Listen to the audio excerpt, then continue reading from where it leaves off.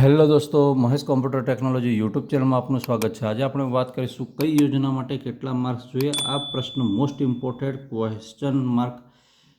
કોમેન્ટમાં આવ્યા કરે છે, બરાબર, કે સર મારે આટલા માર્ક્સ છે, શું મને રક્ષા શક્તિમાં મળી જશે? સર મારે આટલા માર્ક્સ છે, રક્ષા શક્તિનું કેટલે અટકી શકે, શું છે, આવી બધી વાત। તો આપણે દેખવા જઈએ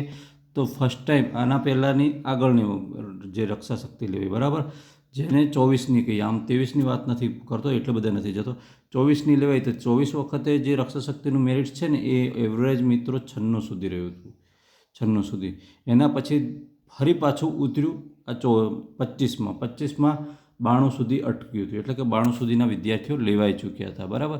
તો તમને અંદાજે એમ કહી દઉં કે આ જે રક્ષા શક્તિ છે એમાં આપણે કેટેગરીની અંદર દેખવા જઈએ તો તમારે 85+ હોય, બરાબર, 85+ માર્ક્સ હોય, એટલે કે 86-87 હોય તો તમે રક્ષા શક્તિની આશા કરી શકો છો। અને આમાં કેવું છે કે રક્ષા શક્તિમાં પણ તમે જે પસંદ કરેલી જે શાળા છે એ શાળાની અંદર જો રક્ષા શક્તિની અંદર, કેમ કે દરેક ઉમેદવારોને ખબર હોય છે કે આપણે રક્ષા શક્તિની અંદર સૈનિક સ્કૂલ તરીકે પણ તમે ઓળખો છો, આ ની અંદર બાળકને તમારે એડમિશન અપાવવું છે, બરાબર। તો તમે જે આની અંદર જે માન લો 200 જગ્યા છે, બરાબર, તો 200 જગ્યા છે તો આમાં તમે બધા સિલેક્ટ કરેલું છે આ બટન હમણાં શાળા પસંદગીની અંદર, તો તમે આ રક્ષા શક્તિને 300 જણાએ સિલેક્ટ કર્યું, તો આ જે 100 જણા બહાર આવી જશે એ 100 જણા બહાર આવશે એમનું શું થશે, બરાબર। તો આ જે 100 જણા છે એ આ રક્ષા શક્તિમાંથી, જો તમે આ એક જ રક્ષા શક્તિ પસંદ કરી લેશે ને તો તમે આખા રાઉન્ડમાંથી બહાર આવી જશો, બરાબર, એટલે કે તમારે ફરી બીજો રાઉન્ડ પડશે ત્યાં સુધી રાહ દેખવી પડશે, બરાબર। હવે આના પછી તમે જો કદાચ જ્ઞાન શક્તિ પસંદ કરી લેશે તો જ્ઞાન શક્તિમાં જઈ શકશો, બરાબર। તો તમે જ્ઞાન શક્તિની વાત કરવા જોઈએ તો એમાં કેવું કેટલા સુધીના માર્ક્સ રહેશે, તો રક્ષા શક્તિનું જે કટ ઓફ થાય છે એના પછીના જે વધેલા છે ટોટલી જ્ઞાન શક્તિની અંદર જશે। હવે તમે એમ કહેશો કે સર ખાનગી શાળાના પણ એમ જશે, તો હા, ખાનગી શાળાની અંદર 25% જેટલા ઉમેદવારો છે જે રક્ષા શક્તિ જ્ઞાન શક્તિની શાળાની કુલ વેકેન્સી છે, બરાબર, કુલ વેકેન્સીના 25% જેટલા એ છે એ પ્રાઇવેટ શાળાના વિદ્યાર્થીઓ પાસ થાય એના માટે રિઝર્વેશન ખાસ સાઈડ પર કરી દેવામાં આવેલી છે, બરાબર, એટલે એ પ્રાઇવેટ શાળાના વિદ્યાર્થીઓ પણ આ વખતે જ્ઞાન શક્તિની અંદર જશે। આ વખતે નવો નિયમ આવ્યો છે, બરાબર, પહેલાં એકલવ્યની એ અમારે અલગથી પરીક્ષા લેવામાં આવતી હતી, તો આ એકલવ્ય પણ આની અંદર આવી ગઈ, અને પછી વધેલા જે ઉમેદવારો છે એ આ એકલવ્યની અંદર પણ જઈ શકશે, પણ એકલવ્યની અંદર એવા ઉમેદવારો જઈ શકશે કે માન લો જે એસટી કેટેગરી ધરાવે છે, બરાબર, એસટી કેટેગરીના ઉમેદવાર એમને પ્રાયોરિટી આપવામાં આવશે અને આ ઉમેદવારો આની અંદર જશે। તો સમજી લો કે જો આ ઉમેદવાર કેટલાક ઉમેદવારો એકલવ્યની અંદર જતા પણ રહેશે તો સીધી વાત છે કે જ્ઞાન શક્તિમાં એનું મેરિટ ઓછું થઈ જશે, કેમ કે બધી ટ્રાફિક અહીંયા જતી રહેશે અને પછી બીજી સ્વામી વિવેકાનંદ કરીને એક બીજી યોજના છે એની અંદર જતા રહેશે।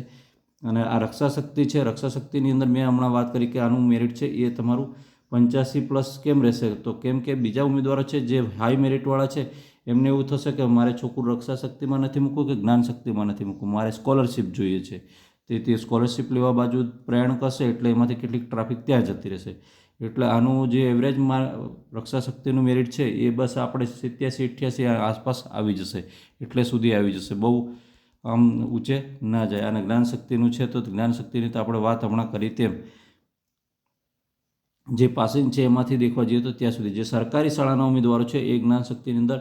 1થી 5 ધોરણ સરકારી શાળાની અંદર ભણેલા છે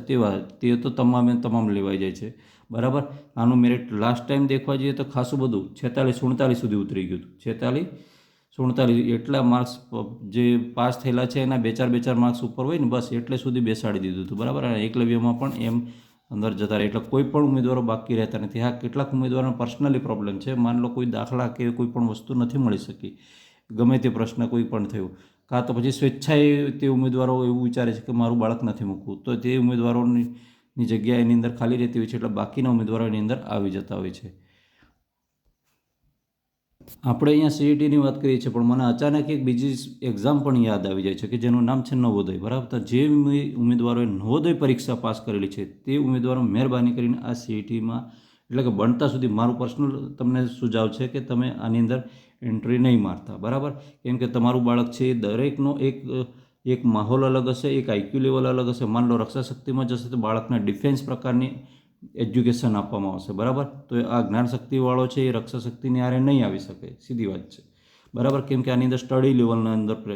આપણે ભારણ વધારે રાખવામાં આવે છે, જ્યારે આને ડિફેન્સ છે, સ્પોર્ટ્સ છે એ પ્રકારનું ભારણ રાખવામાં આવે છે। એવી રીતે નવોદયનું બાળક છે એને પણ એ પ્રકારના એના લેવલ પ્રમાણે એને અલગથી ત્યાં એજ્યુકેશન આપવામાં આવે છે. તો તે તમારું વધારે આઈક્યુવાળું બાળક જો અહીંયા આ લેવલમાં આવી જશે, માની લો જ્ઞાનશક્તિમાં તમે મૂકી દીધું, બરાબર, કે મારે જ્ઞાનશક્તિમાં મૂકી દેવું છે, તો એનો વિકાસ ત્યાં સુધી એટલે સુધી જ અટકી રહેશે, બરાબર, કે જે નવોદયના બાળકનો વિકાસ જેટલો સુધી ખેંચાવવો જોઈએ, આગળ જવો જોઈએ એટલે ના થઈ શકે. એટલે મહેરબાની કરીને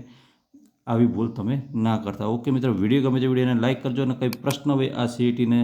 લગતો, બરાબર, 26ને લગતો, તો કોમેન્ટ કરજો, જવાબ આપવાનો પ્રયત્ન 100% કરીશ. જય હિન્દ.